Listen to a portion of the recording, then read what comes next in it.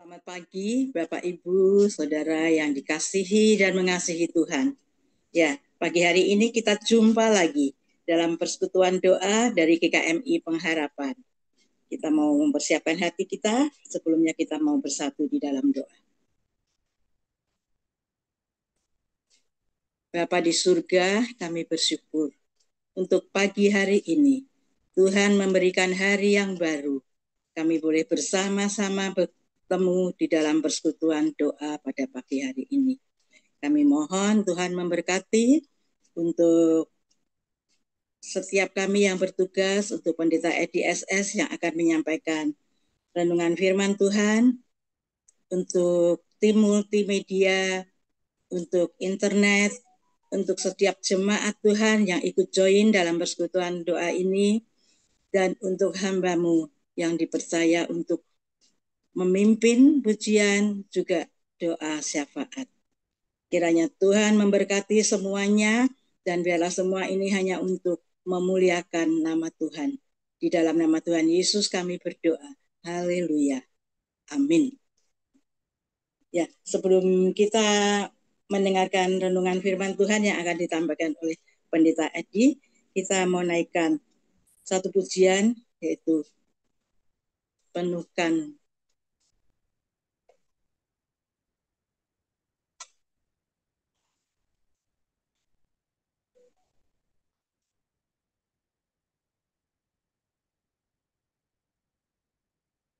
Kita mau naikkan satu pujian, aku datang dan ku bersujud.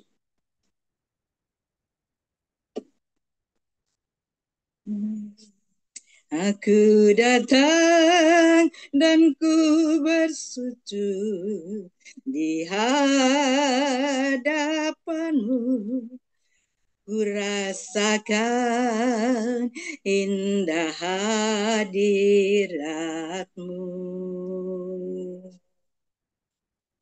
Telah ku buka mata hatiku dan seluruh jiwaku untuk ku nikmati firman-Mu. Firman-Mu yang kuasa untuk mengubah sikap hati. Firman-Mu yang tegakkan di saat ku terjatuh. Penuhkanlah bencanaku dengan air sungai-Mu. Ku haus akan firman. Sekali lagi kita mau katakan, aku datang. Aku datang dan ku bersujud di hadapan-Mu. Ku rasakan indah hadirat-Mu. Telah ku buka mata hatiku dan seluruh jiwaku untuk ku nikmati firman-Mu. Firman-Mu yang kuasa untuk mengubah sikap hati. Firman-Mu yang tegakkan di saat ku terjatuh. Penuhkanlah bencanaku dengan air sungai-Mu. Ku haus akan firman.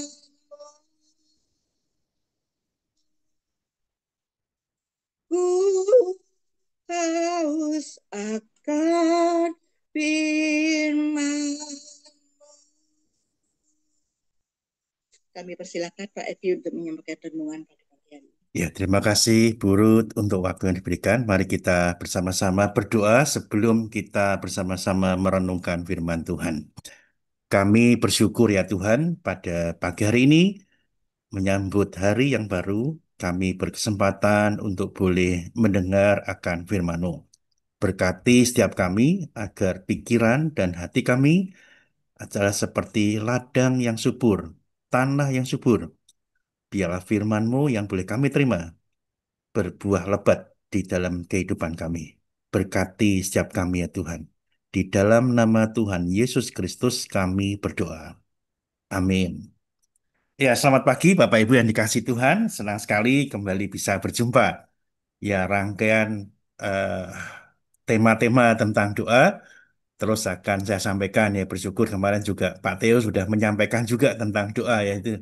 Jadi semakin dalam kita mengerti, jadi bukan hanya kita menaikkan doa tetapi kita juga belajar apa itu doa, bagaimana itu doa, dan terus akan kita pelajari ya, meskipun bahannya juga tidak terbatas tetapi seringkali kita lupa bahwasannya kita bisa saja lupa ketika kita harusnya belajar doa, kita belajar yang lain. Tapi khusus yang saya sampaikan pasti berisi tentang doa. Kita belajar sama-sama. Saya mungkin bisa menyampaikan, tetapi dalam prakteknya kita belajar bersama-sama. Ya, saya bukan ahlinya, tetapi saya hanya belajar menyampaikan aja. Nah, hari ini temanya saya beri judul dengan doa lima kiper. Wah, Bapak Ibu mungkin anggapan kiper itu apa ya? Apakah penjaga gawang atau apa? Oke, nanti saya akan jelaskan.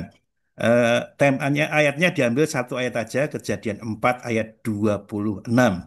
Apakah ada di antara kita yang bersedia untuk menolong untuk membaca ayat ini? Kejadian 4 ayat 26, satu ayat saja.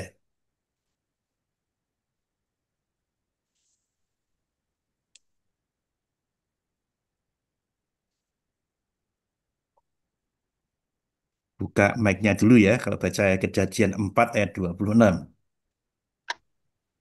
Boleh baca Pak, Boleh Oma, silahkan Oma. ayat 24. 26. Kejadian 1 ya. Iya. Kejadian 4 Oma. Oh, ntar kalau gitu. Ya, nggak apa-apa Oma, nggak tergesa-gesa. Kejadian 4 ayat 26. 26. Ya. Lihatlah seorang anak laki-laki bagi Zat juga, dan anak itu dinamainya Enos. Waktu itulah orang mulai memanggil nama Tuhan. Terima kasih Oma. Tadi maksudnya lahirlah ya. Terima kasih Oma yang sudah membaca kita semua.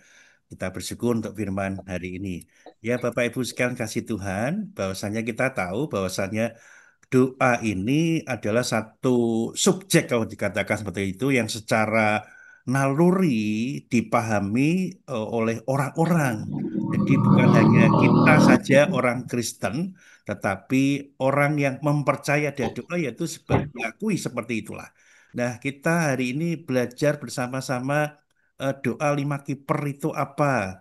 Kiper itu yang saya maksud adalah lima kitab pertama. Jadi kiper itu kitab pertama. Lima kitab pertama dalam Alkitab itu apa?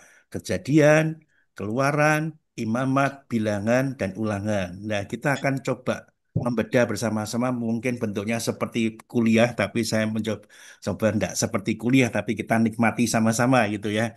Jadi doa menurut lima kitab pertama dalam Alkitab kita atau yang disebut dengan Taurat Musa, misalkan seperti itu di dalam bahasa yang lain Pentateuch yaitu lima kitab pertama gitu kan ingatnya ya. Jadi kalau biar gampang kiper aja kitab pertama gitu ya. Doa Bapak Ibu. 5 kitab pertama. Iya betul Oma. Jadi kiper itu kitab pertama ya itulah Kejadian Keluaran dan berikutnya kita belajar bagaimana kita memahami doa itu menurut lima kitab pertama atau Taurat Musa atau disebut dengan Pentateuch seperti itu. Nah, bahwasanya realitas bahwasanya doa itu tidak semua punya definisi yang sama antara satu dan yang lain. Dan inilah kita doa menurut kita, menurut orang lain bisa berbeda. Dan ini emang sengaja tidak apa namanya, tidak dijadikan satu, harusnya doa itu seperti ini. Enggak juga, tetapi kita bisa memahami dengan seperti prisma dengan berbagai sisi sehingga kita bisa mendapat lebih kaya. Dan justru inilah satu kekayaan Alkitab kita bisa memahami doa dari berbagai sisi. Sekaligus hari ini kita pada hari ini kita memahami dari sisi 5 kitab pertama gitu ya.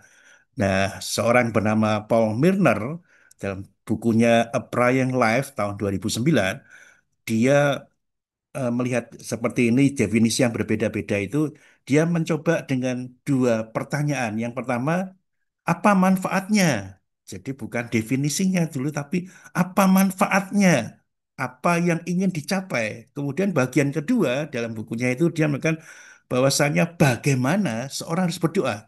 Nah, ini juga menjadi hal yang perlu kita ingat bahwasanya definisi doa itu bergantung bagaimana kita memandangnya. Makanya Paul Miller bukunya A Praying Life itu apa manfaatnya dan bagaimana seseorang harus berdoa, bukan definisinya dulu gitu. Gitu ya. Nah, saya mencoba juga melihat di dalam Katekismus Heidelberg itu ada di slide ya. Katekismus Heidelberg, jadi hari Tuhan 45. Maksudnya itu karena Heidelberg itu ada 52 hari Tuhan. Itu maksudnya hari Tuhan itu hari Minggu gitu. Domingo itu hari Tuhan. Jadi ada 52 hari Tuhan atau 52 minggu. Di minggu ke-45 itu pertanyaan dan jawab, pertanyaan jawab, jadi modelnya pertanyaan jawaban yang ke 116. Jadi kalau 116, 145 bisa dikatakan itu satu hari Tuhan tuh bisa sekitar 2 sampai 3 pertanyaan. Nah, pertanyaan dan jawaban ke 116 adalah tentang doa. Katakan Spurs Heidelberg mengatakan seperti ini. Mengapa doa adalah keharusan bagi orang-orang Kristen?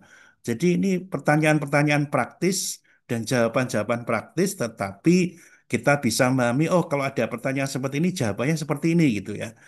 Bukan menjadi apalan juga, tetapi kita bisa menjawabnya. Mengapa doa adalah keharusan bagi orang-orang Kristen? Jawab dalam Katekismus Heidelberg itu seperti ini. Karena doa adalah bagian utama dari kebersyukuran yang Allah tuntut dari kita. Dan karena Allah akan memberikan anugerah dan Roh Kudusnya hanya kepada mereka dengan keluhan hati yang mendalam, memohon kepadanya dan bersyukur kepadanya atas anugerah dan Roh Kudusnya. Jadi Bapak Ibu, saudara-saudara yang kasih Tuhan, mengapa doa diharuskan? Jadi pertanyaannya kan mengapa dulu, bukan definisi, tapi menjawabnya juga nyerempet definisi begitu kan. Karena ya kalau kita pelajari memang tidak ada definisi yang pasti doa itu apa, karena Alkitab pun tidak mengungkapkan demikian. Tetapi kita bisa belajar Alkitab dan Alkitab mengungkapkannya. Nah, dari hal ini, dari Kasedisbak kita jadi kebersyukuran yang Allah tuntut dari kita. Jadi doa itu kalau dikatakan dari Katekisme Heidelberg, satu kebersyukuran bukan dari kita saja, tetapi Allah yang menuntut bagian itu. Nah, kebersyukuran itu di dalamnya bisa berupa keluhan hati yang mendalam mohon pada Tuhan dan bersyukur kepada Tuhan atas anugerah dan Roh Kudusnya. Ya, cukup berat bagian-bagian ini kalau kita memahami, tapi boleh katakan bagian simpel bahwasanya doa itu, maka sementara doa itu harus karena isinya kebersyukuran yang Allah tuntut daripada kita. Wah, dari hal ini kita melihat, oh ternyata gak gampang ya. Sekalian kalau kita berdoa, ternyata banyak sekali definisi-definisi itu dan tidak semuanya salah, tapi justru memperkaya kita di dalam kita belajar tentang doa. Nah, makanya bagaimana ini untuk lihat satu bagian atau teologi Alkitab yang lengkap atau yang komprehensif itu. Nah, ini menarik untuk kita lihat. Ternyata tidak begitu banyak buku tentang teologi Alkitabiah tentang doa ini bisa kita dapatkan. Nah, saya mendapat satu buku yang menarik. Jadi dalam bahasa Indonesianya ya teologi biblikal doa dalam Perjanjian Lama dan saya juga ada buku yang dalam Perjanjian Baru juga. Jadi Biblical Theology of Prayer in the Old Testament, yaitulah yang saya ambil bahan ini dari buku itu ya, utamanya daripada itu, dan saya belajar dan kita sama-sama belajar ya Bapak sekalian ya. Nah, Bapak Ibu sekalian kasih Tuhan, kita paham bahwasannya saat ini kita belajar bagaimana apa namanya kiper tadi ya, doa menurut 5 kitab pertama. Saya langsung masuk ke bagian itu. Jadi bentuk doa dalam 5 kiper. Mati itu yang kanan atas itu kok belum saya hapus itu ya. Oke, saya kelupaan, maaf, itu harusnya nggak ada forget. Itu nggak ada itu ya.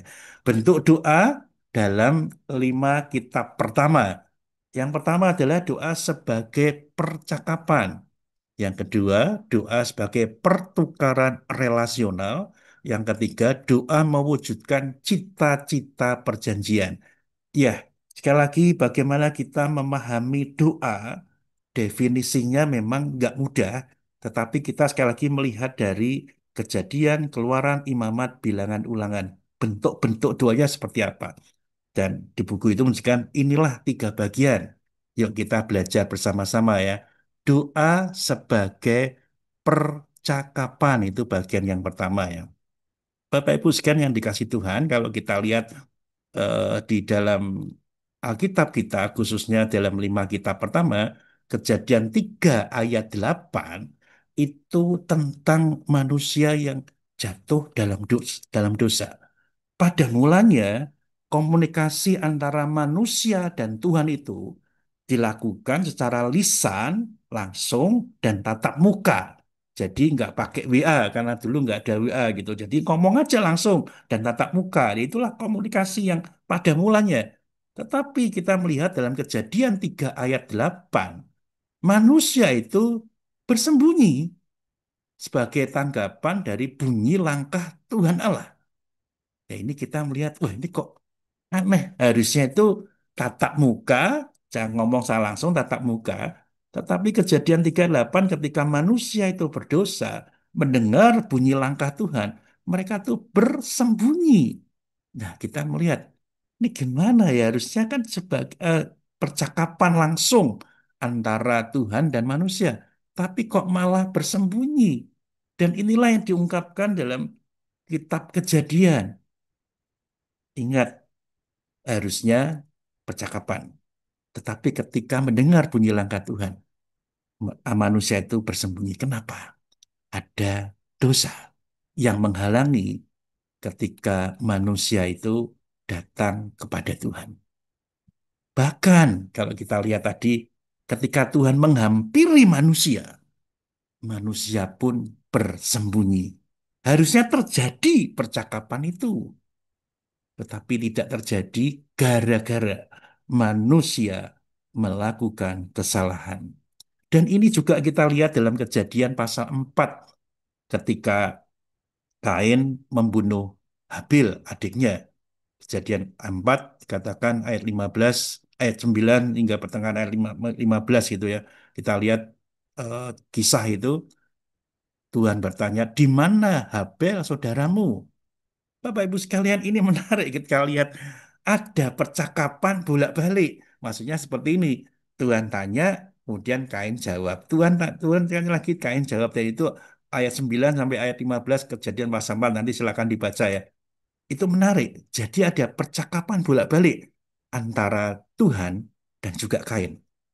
Temanya ya ini tentang tanya Habil itu bagaimana?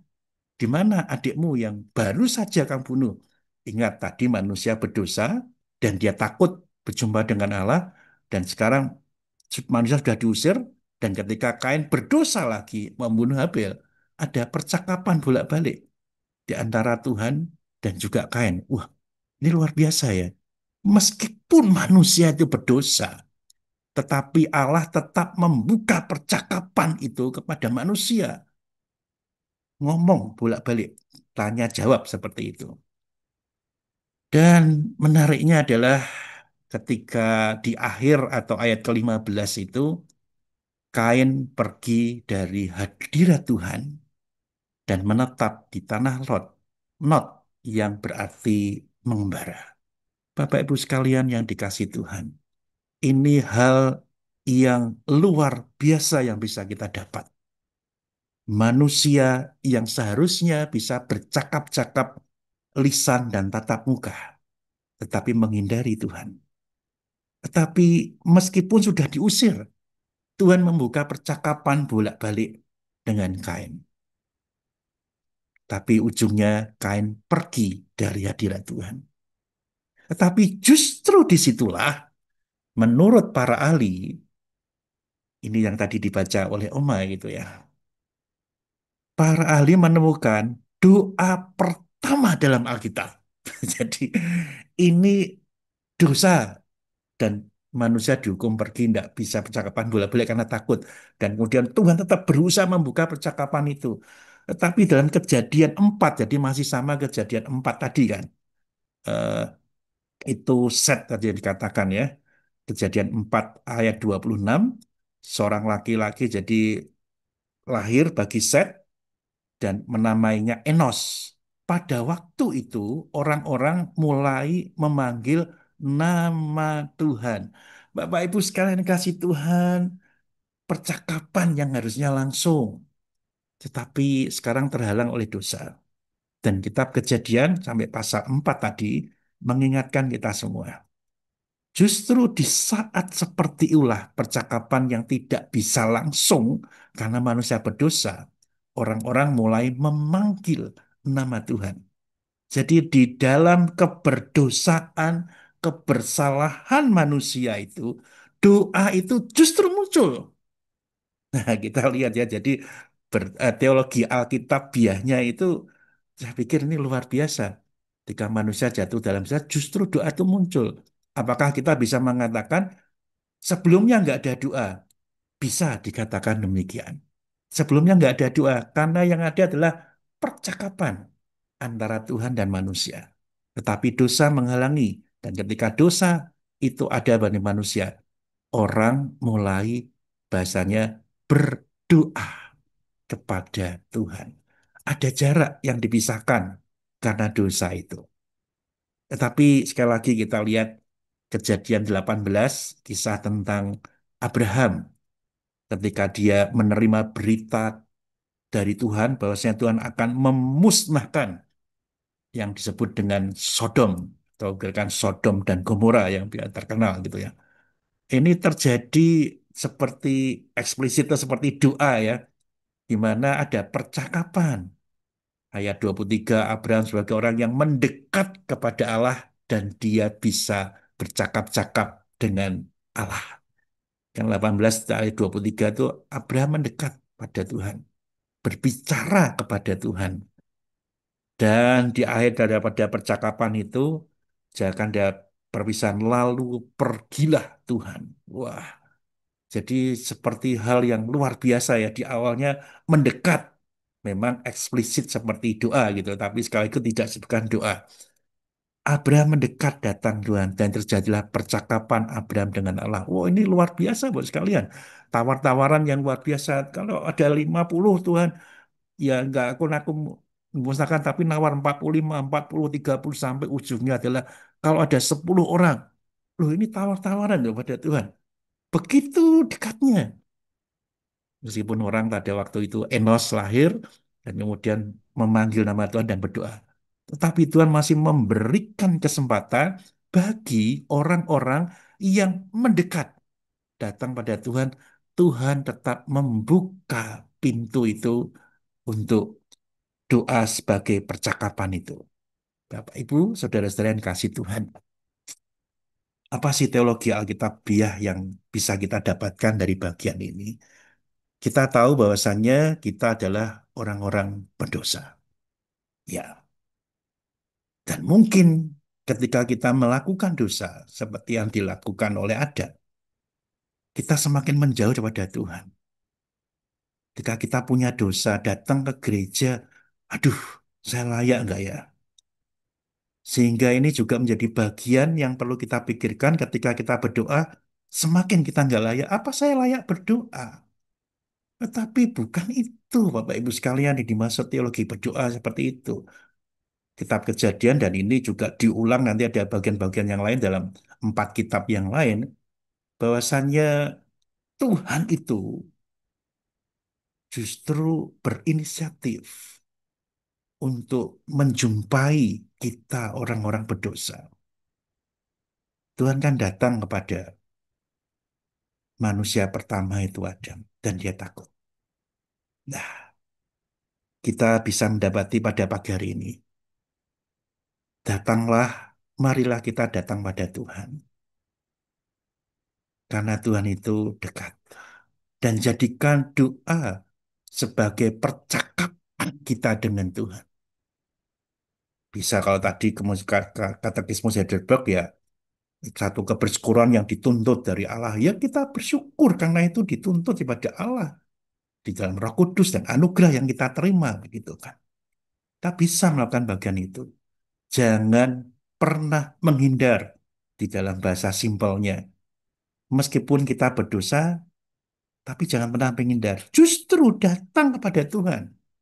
Karena kita dituntut kebersyukuran kita salah satu mendapat anugerah atau Roh Kudus itu karena kita dimampukan mendekat atau datang mendekat seperti Abraham tadi. Pesan daripada firman Tuhan khususnya dalam kitab Kejadian dan juga ada kitab yang lain selain kitab Kejadian tadi. Tetap datang pada Tuhan. Jadikan doa sebagai percakapan kita dengan Tuhan. Nah, mari kita lihat bagian yang kedua. Doa sebagai pertukaran relasional. Nah, ini menarik nih ya, Pak sekalian. Keluaran 3:6 dan 4:18. Ia takut memandang Allah, kembali ke Mesir melakukan perintah Allah. Bapak Ibu sekalian yang dikasih Tuhan, ini menarik sekali kalau kita lihat bagian itu ya. Apa yang terjadi di Alkitab kita dalam Keluaran pasal 3 ayat 16 dan 4:18 ini adalah satu hal yang di mana Abraham itu di awalnya ragu-ragu ketika dia menerima perintah Tuhan. Tetapi ketika Tuhan menjumpainya di dalam semak yang terbakar itu, Musa itu takut. Ya maka ia takut mandang Allah. Tetapi di 4 ayat 18, setelah dia berjumpa dan dia diteguhkan oleh Allah, dia kembali ke Mesir melakukan perintah Allah. Dan kita perlu tahu bahwasannya pada waktu itu Abraham itu lari dari Mesir karena dia membunuh orang Mesir dan dia pergi dan dia mengembara dan dia berkeluarga di sana. Tetapi ketika dia berjumpa dengan Allah pada awalnya dia takut. Tetapi berikutnya dia melakukan perintah Allah. Nah, Bapak Ibu sekalian yang dikasih Tuhan, yang dimaksud doa sebagai pertukaran relasional itu seperti ini. Relasional itu lebih memahami karakter, rencana, dan tujuan Tuhan. Kalau Tuhan tidak menjumpai si Musa ini, Musa tidak mengerti persis apa karakter daripada Tuhan. Yang dia lakukan adalah dia lari daripada realitas karena dan dia takut karena dia membunuh orang orang Ibrani, orang Mesir gitu ya. Ya karena dia menyakiti orang Ibrani dan berusaha merasa dia sebagai orang Ibrani. Dia lari. Tetapi Tuhan menjumpai dia. Dan inilah terjadi percakapan relasional atau pertukaran relasional. Maksudnya itu ya belajar daripada Tuhan gitu ya. Lebih memahami karakternya daripada Tuhan. Rencana dan tujuan Tuhan. Balik ke Mesir itu sesuatu yang menakutkan bagi dia. Menakutkan. Andaikan berita itu Musa sudah pergi, tetapi berita di Mesir itu begitu kuat. Itu Musa dulu pernah membunuh kita. Dan menjadi catatan kriminal ketika dia balik ke Mesir. Bisa saja dia ditangkap, betul kan? Dan inilah yang lihat bagaimana doa itu bukannya percakapan saja, tapi kan percakapan bolak-balik. Nah ini ada pertukaran relasional seperti itu. Ada percakapan bolak-balik, Tuhan menampakkan diri dan kemudian bertanya kepada Musa dan ketika itu Musa takut, nah terjadi pertukaran relasional. Artinya seperti ini, simpel aja. Semakin kita dalam berdoa, semakin kita bisa memahami karakter, karena ada relasi yang dalam di sana. Bukan hanya percakapan ngomong aja tidak, tetapi ada relasi atau hubungan di sana. Memahami karakter Tuhan, rencana dan tujuan Tuhan. Dan sekali lagi, relasional ini tidak mudah terjadi dalam kehidupan kita. Apalagi ketika kita menghadapi kesulitan. Bagaimana memahami karakter Allah, rencana dan tujuan Tuhan? Tidak mudah, Bapak Ibu sekalian. Hari Minggu yang lalu, saya menyampaikan satu ya kesaksian atau kisah yang ada di GKMI Evata Malang itu ya.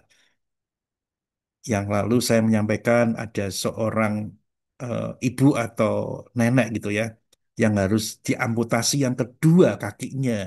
Jadi yang pertama dia sudah diamputasi kaki sebelah kiri atau kanan saya lupa gitu ya. Dan kemudian kaki yang kedua lagi dan dua-duanya diamputasi.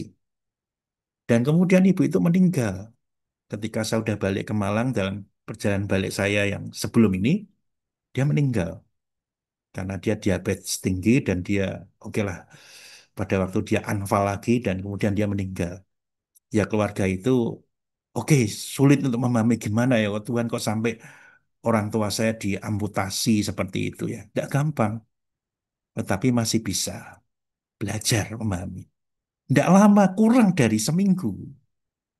Si cucu daripada nenek ini atau anak daripada jemaat GKMI Fatah itu kena minyak panas.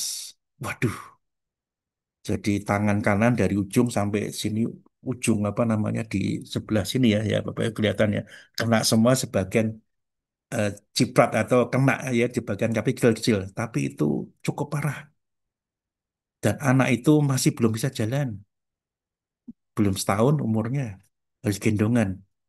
Wah, gimana nih bisa berdoa enggak sama Tuhan Tuhan saya bersyukur.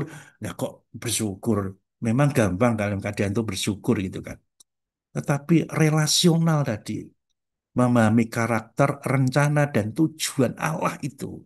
Dan disitulah kita bisa mengerti ada pertukaran relasional ketika kita berdoa pada Tuhan. Mungkin kita tidak menjawab, tidak mendapatkan jawaban secara langsung daripada Tuhan, audible atau yang kita dengar suara pada Tuhan. Mungkin tidak. Tetapi Tuhan bisa memberikan melalui apa namanya hal yang sudah terjadi itu di dalam kehidupan dia. Ketika saya berkunjung, dia datang kemana saya berkunjung, ada hal yang menguatkan saya. Dia justru menggalikan hal yang baik pada saya. Andaikan dua hal itu terjadi, orang tua saya dipanggil Tuhan, dan kemudian anak saya kena minyak dalam waktu bersamaan, mungkin saya lebih kalang kabut. Atau mungkin kalau kesiram seluruh badan gitu, ya lebih kalang kabut. Tetapi dia masih bisa bersyukur pada Tuhan, meskipun kondisi anaknya tidak baik-baik saja. Nah, doa itu seperti pergulatan seperti itu. Ada pertukaran relasional. Tepatnya kita lebih bisa memahami karakter, rencana, dan tujuan Tuhan. Dan kalau kita lihat di bagian yang lain, bagaimana perintah Tuhan yang pertama dan kedua di dalam Alkitab kita itu menyiratkan bahwasannya ada penyembahan kepada dewa-dewa alternatif ya. Saya sebut dewa-dewa alternatif karena kita sekarang kalian juga menyebut ada pengobatan alternatif gitu ya. Pengobatan alternatif itu kan yang bukan ilmiah ya gitu ya. Nah, yang jelas bahwasanya Tuhan memerintahkan pada kita jangan ada Allah lain di hadapanku. Artinya ada nih dewa-dewa alternatif yang disembah oleh orang-orang gitu yang dibahaskan oleh orang lain percaya pada Tuhan.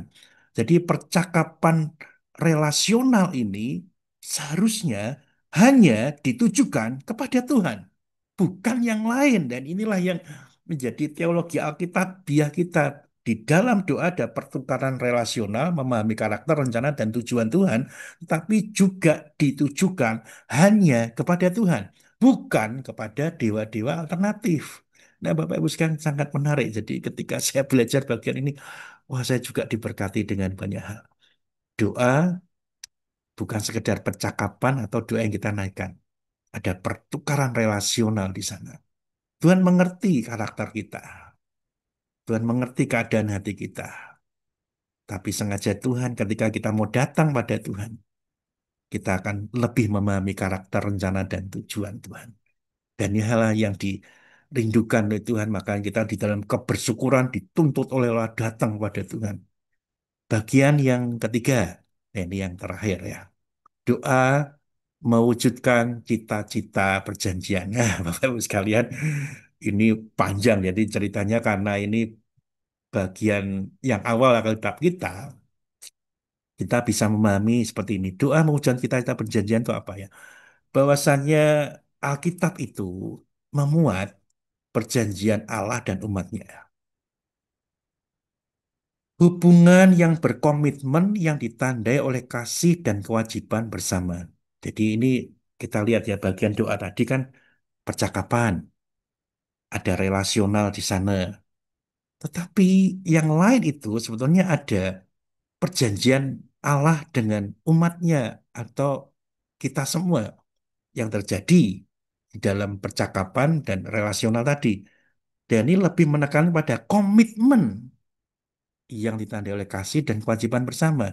Jadi kalau sudah dinyatakan ini janji Allah, Tuhan itu berkomitmen untuk menepati janjinya, dan di pihak kita juga harus berkomitmen untuk menjalankan atau menepati, dan yang lain sisi lain menerima janji Allah itu pada kita.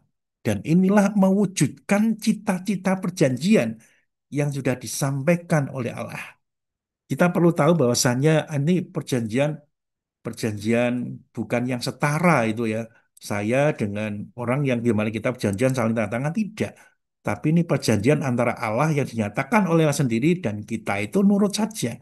Karena sebenarnya kita kan tidak bisa menuntut Allah untuk berjanji pada kita. Tapi perjanjian yang diberikan kepada Allah ini adalah sesuatu yang luar biasa dan bersifat sampai kepada kekekalan gitu ya.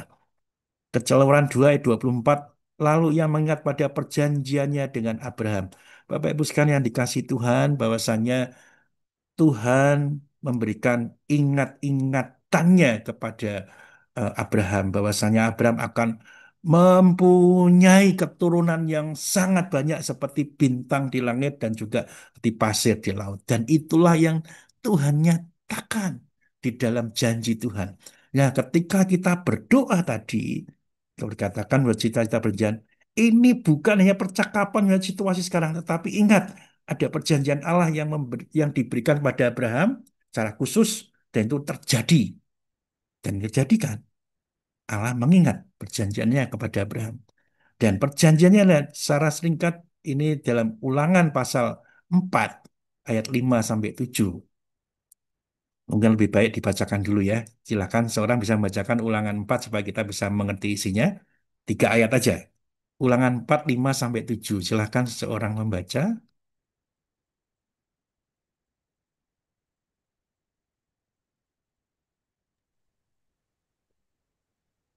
Ulangan 4 ayat 5 sampai 7. Ya. Ingatlah, aku telah mengajarkan ketetapan dan peraturan kepadamu, seperti yang diperintahkan kepadaku oleh Tuhan, Allahku, supaya kamu melakukan yang demikian di dalam negeri yang akan kamu masuki untuk mendudukinya.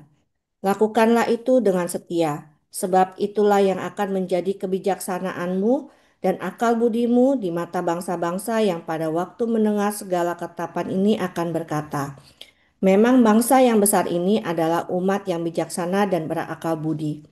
Sebab bangsa yang besar manakah yang mempunyai Allah yang demikian dekat kepadanya seperti Tuhan Allah kita, sehingga setiap kali kita memanggil kepadanya. Terima kasih, Bu Joyce. Nah, Bapak Ibu sekalian, perjanjian Allah yang diberikan bukan hanya kepada Abraham, tetapi juga kepada kita semua. Dan itu senantiasa digenapi pada kita.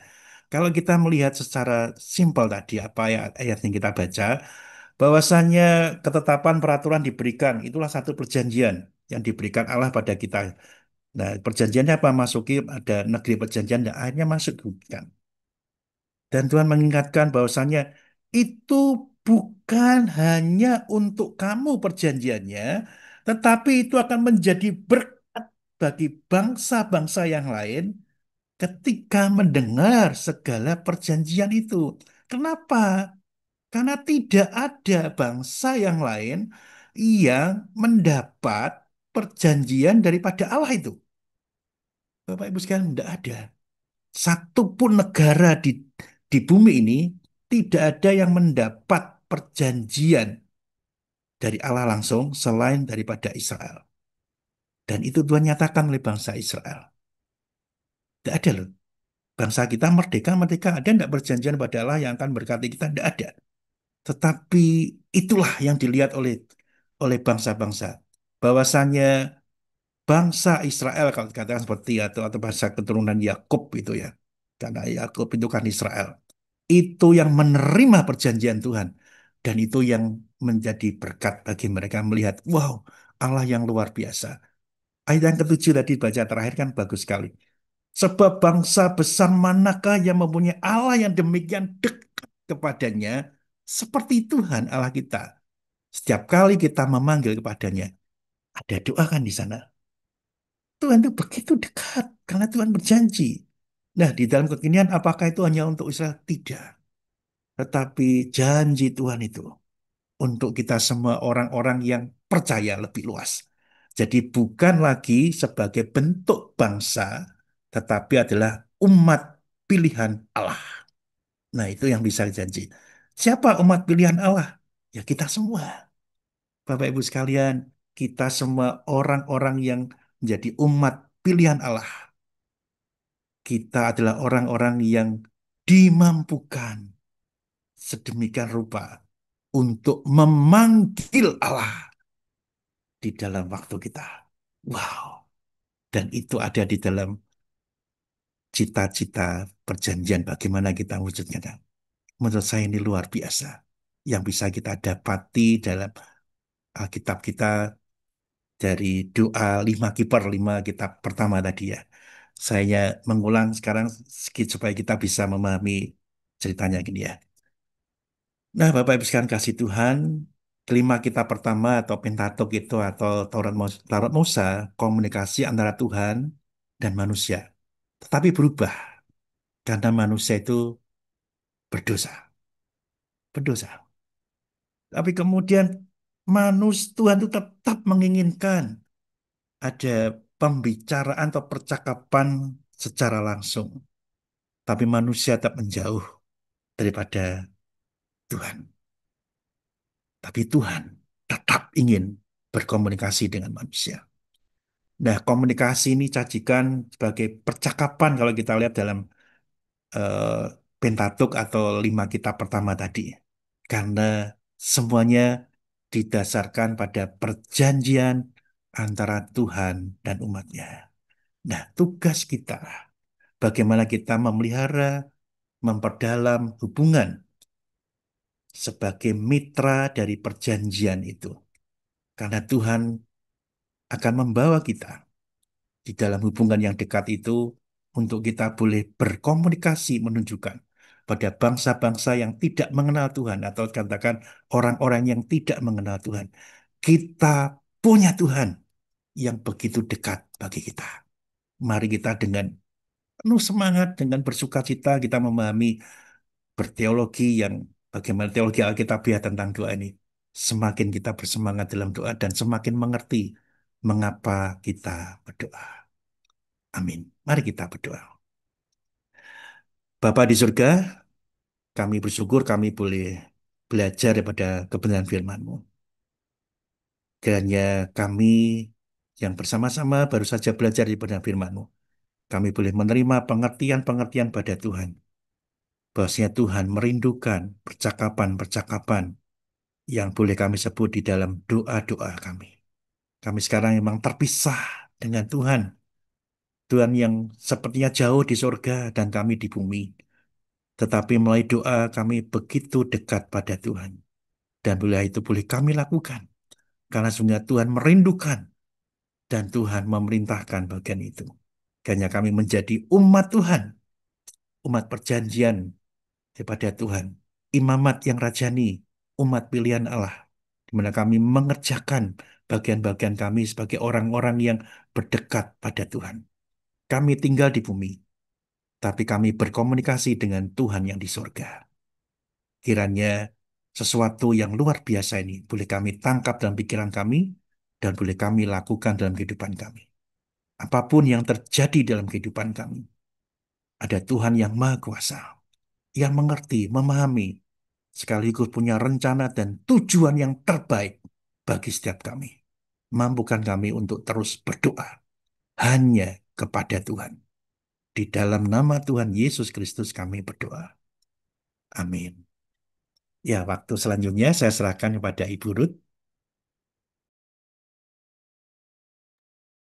Ya, terima kasih Pak Edi untuk firman Tuhan yang telah disampaikan. Melalui doa 5 kiper ini, kita lebih mengerti makna dan rencana Tuhan. Bahwa doa bukan sekedar percakapan pada Tuhan, tetapi ada relasional, yaitu mengerti kehendak Tuhan dan berkomitmen untuk menerima perjanjian dengan Allah kepada kita. Terima kasih Pak Edi. Kita akan langsung Ibu Rita menyampaikan doa. Kami persilahkan. Mari kita berdoa. Bapa di surga, kami bersyukur kami boleh datang ke hadirat-Mu bersama dengan seluruh jemaat GKMI Pengharapan. Kami bersyukur untuk segala yang Tuhan lakukan dan kerjakan untuk renovasi dan perluasan GKMI Pengharapan. Terima kasih ya Tuhan. Kami saat ini membawa seluruh persembahan dana-dana yang sudah terkumpul ke hadapan-Mu ya Tuhan. Kami mengucap syukur atasnya dan kiranya Tuhan yang memberkati, Tuhan yang mencukupkan dari semua dana yang kami butuhkan. Dan kami terus berdoa ya Tuhan untuk dana-dana yang masih kami butuhkan untuk renovasi dan juga untuk perbaikan alat musik dan alat-alat media yang diperlukan. Kami menyerahkan ke dalam tangan Tuhan. Kami percaya seperti firman-Mu yang tertulis bahwa Allahku akan memenuhi segala keperluan renovasi GKMI Pengharapan menurut kekayaan dan kemuliaan Tuhan. Kami imani ayat ini ya Tuhan, dan kami percaya Tuhan yang turut bekerja di dalamnya. Dan kami bersyukur untuk seluruh jemaat yang boleh ikut ambil bagian dan seluruh orang-orang yang Tuhan pakai untuk menjadi berkat bagi renovasi rumah-Mu ya Tuhan. Kami menyerahkan semuanya ke dalam tangan-Mu. Kiranya Tuhan memberkati seluruh jemaat dan orang-orang yang Tuhan pakai. Berkati pekerjaan dan pelayanan mereka. Berlimpah-limpah ya Tuhan. Dan kami sebagai panitia dan jemaat GKMI Pengharapan, kami melakukan apa yang dapat kami lakukan sesuai dengan talenta dan kelebihan, kemampuan yang Tuhan percayakan bagi kami. Dan hal-hal yang tidak dapat kami lakukan, kami serahkan ke dalam tangan-Mu, dan Tuhan yang akan melakukannya bagi kami.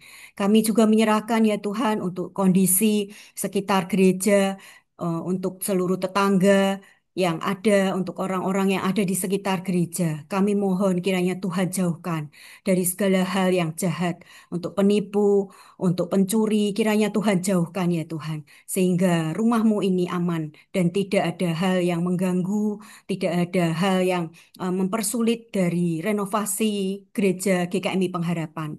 Kami bersyukur Tuhan yang sudah menuntun sampai saat ini dan kami percaya Tuhan yang akan menyelesaikannya. Terima kasih Tuhan, kami naikkan doa-doa kami dan kiranya dari segala doa yang kami naikkan, kehendak Tuhan yang terjadi. Di dalam nama Tuhan kami Yesus Kristus, kami berdoa dan bersyukur. Amin.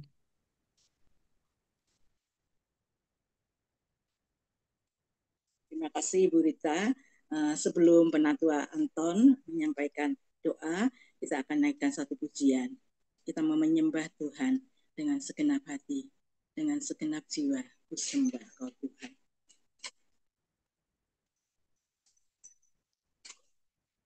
Dengan segenap hati, dengan segenap jiwa,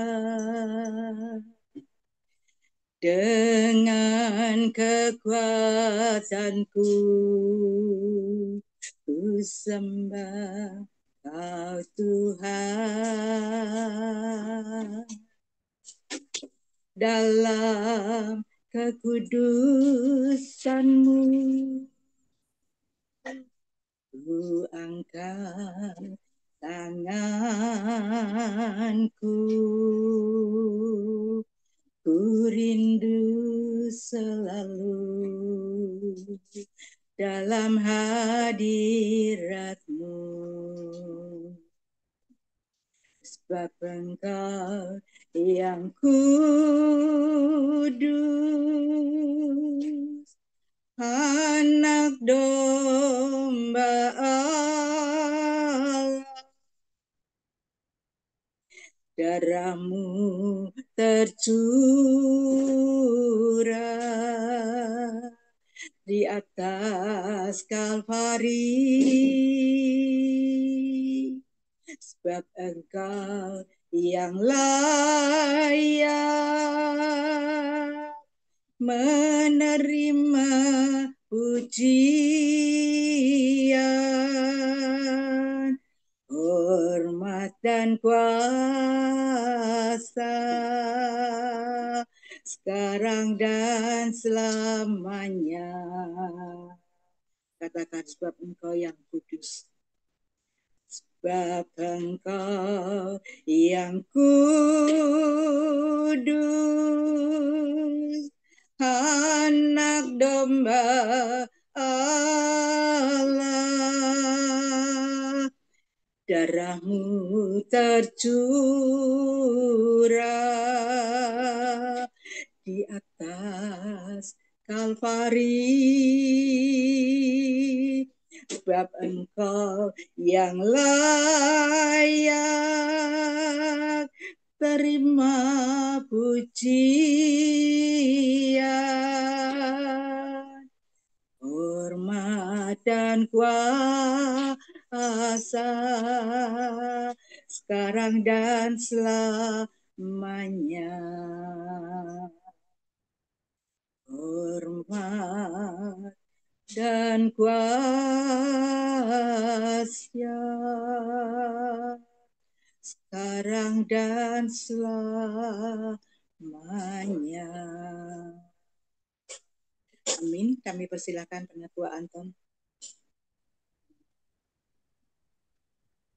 Bapak, Ibu, Saudara semua, mari kita bersama-sama berdoa. Bapa kami yang di surga, Bapa yang kami sembah di dalam Tuhan Yesus, pada pagi hari ini kami ucap syukur atas kehendak Tuhan yang terjadi dalam kehidupan kami. Kami ucap syukur atas hari yang indah, akan puji-pujian yang kami naikkan, demikian juga tentang firman Tuhan yang telah kami dengar bersama. Biarlah Tuhan memberkati kami sehingga kami boleh memahami untuk dapat melakukannya dalam kehidupan kami setiap hari. Pada saat ini kami ingin berdoa untuk Pak Mukidin, mandor renovasi, dan tukang-tukang yang membangun di gereja kami. Biarlah Tuhan yang memberkati, Tuhan yang menolong di dalam mereka memahami tentang rencana yang telah disusun oleh panitia. Biarlah mereka boleh menurut maupun taat terhadap instruksi maupun juga rencana yang telah disusun oleh panitia. Tuhan kiranya memberikan kesehatan yang prima dan mereka dihindarkan dari segala kecelakaan kerja yang dapat berpotensi dalam kegiatan mereka. Biarlah mereka memiliki rasa tanggung jawab. Demikian juga mereka mengerjakannya dengan rapi, dengan penuh kejujuran, dan dapat bekerja sama di antara mereka dengan baik, sehingga segala pekerjaan mereka boleh menjadi berkat dalam kehidupan kami bergereja. Dan mereka pun juga merasakan kasih Tuhan yang berlimpah di dalam pekerjaan mereka, di dalam kehidupan mereka. Biarlah kehidupan kami pun boleh menjadi berkat dalam kehidupan mereka.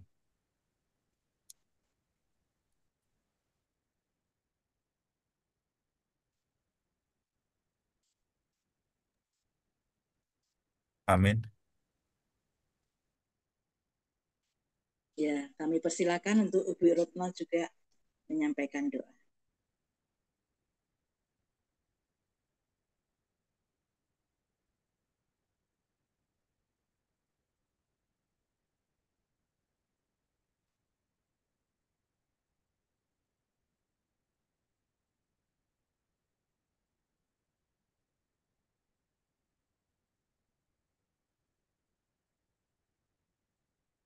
Kasih untuk rahmat-Mu, untuk kasih-Mu yang senantiasa melingkupi kami. Terima kasih jikalau renovasi berjalan dengan lancar dan baik, itu karena kasih-Mu Tuhan menyertai. Kami bersyukur untuk renovasi di lantai 3 yang sudah hampir selesai dan sudah bisa digunakan. Kami percaya ini semua karena Tuhan turut campur tangan. Kami berdoa kiranya apa yang menjadi kendala kami, Tuhan yang hempaskan. Biarlah jalan yang kami lalui untuk para donatur ataupun panitia yang bekerja dalam menggali setiap hal yang kami perlukan akan dapat terlaksana dengan baik. Tuhan, tolonglah, berikanlah hikmat-Mu, berikanlah kami kekuatan, kemampuan, dan kepandaian dalam mengatur setiap hal yang memang menjadi kebutuhan kami, terutama untuk mereka yang terlibat dalam pencarian dana, untuk Diaken Yuliana, untuk Diaken Lidiatin, untuk Ibu Linawati, semua yang terlibat di dalam pencarian dana, demikian pula Diaken Melisa. Tuhan, mereka mengerjakan dengan sepenuh hati, dan biarlah hal ini akan berbuah hal yang baik untuk menjadikan dana dalam pengelolaan renovasi berjalan, digunakan dengan tepat waktu, dengan sebaik mungkin Tuhan. Kiranya kasih kemurahan Tuhan melimpah buat setiap yang terlibat. Demikian pula untuk panitia renovasi. Kami percaya Tuhan yang menempatkan mereka untuk Penatua Rudi, untuk Ibu Vivi, untuk Bapak David. Kami bersyukur untuk keberadaan mereka yang telah mengarahkan para tukang dan mandor mengerjakan setiap hal yang detail sehingga bangunan dapat berdiri kokoh, tidak berantakan, dan mereka menjalankannya dengan disiplin serta kerapian yang ada bisa mendukung renovasi gereja kami berdiri tegak, kokoh, dan dapat dipergunakan di dalam kami beribadah untuk semua jemaat pengharapan. Kami percaya Tuhan, semua terjadi karena kemurahan-Mu yang di luar batas bagi kami.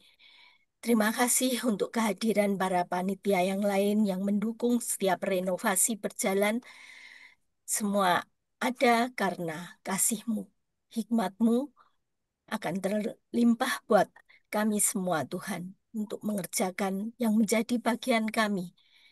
Kami percaya bahwa Tuhanlah yang menjadi sumber kehidupan kami, menolong kami, memberkati kami. Ke dalam tangan-Mu Tuhan Yesus, kami serahkan doa kami. Amin.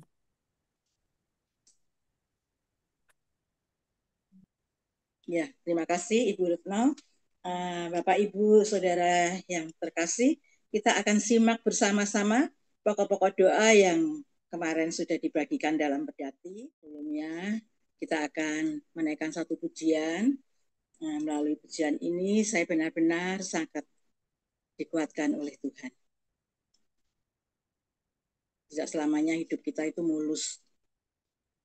Ada bermacam-macam, ada susah, ada senang, tetapi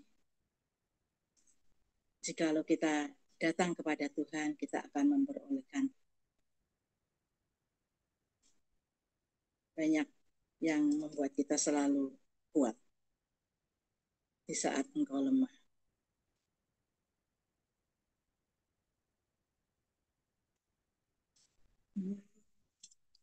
Di saat engkau susah, Yesus hibur selalu. Di saat engkau susah, Dia kuatkan. Yesus mau menolongmu dalam kesusahanmu. Yesus kan selalu setia sampai selama-lamanya. Katakan di saat engkau susah. Di saat engkau susah, Yesus hibur selalu.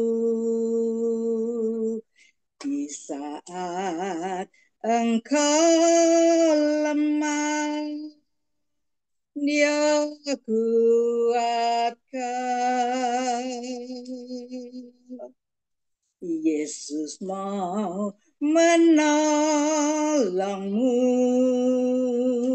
dalam kesusahanmu. Yesus kan selalu setia sampai selama-lamanya.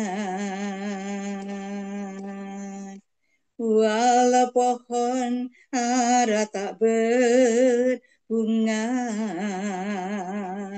pohon anggur tak berbuah, pohon zaitun mengecewakan, ladang-ladang tak menghasilkan. Kambing domba terhalau sudah, lembu tapi tak ada. Namun aku kan tetap setia karena Yesus tetap setia.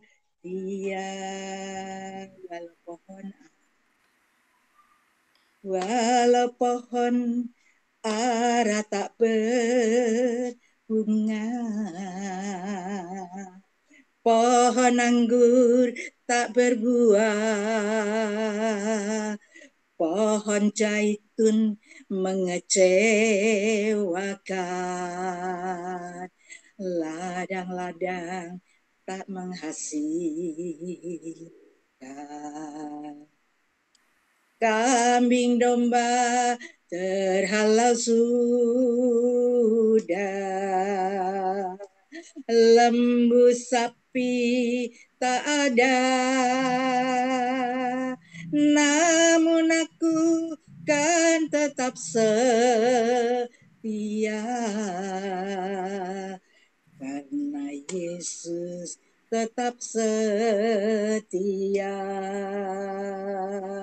Namun aku kan tetap setia karena Yesus tetap setia. Mari kita berdoa. Doa penutup akan disampaikan oleh Ibu Rita. Berdoa untuk seluruh jemaat GKMI Pengharapan, dimanapun kami berada, apapun yang kami kerjakan, Tuhan yang menuntun dan memberkati kami semua ya Tuhan. Jemaat GKMI Pengharapan, kami berdoa kiranya semua boleh terus membaik, mengasihi Tuhan, dan terus beriman kuat, teguh, dan kokoh hanya di dalam Tuhan. Kiranya Tuhan yang menolong setiap kami di dalam segala hal yang Tuhan percayakan, Tuhan yang membuat berhasil. Dan kami boleh menjadi jemaat-jemaat yang sungguh mengasihi Tuhan, yang sungguh taat dan setia hanya kepada Tuhan. Terima kasih Tuhan, kami menaikkan doa-doa kami di hadapan-Mu, dan dari seluruh doa yang kami naikkan, biarlah kehendak-Mu yang terbaik yang terjadi di dalam kehidupan kami. Hanya di dalam nama Tuhan kami Yesus Kristus, kami berdoa dan bersyukur. Amin. Bapa kasih, Bapa terima kasih, Bapa di dalam surga, berterima kasih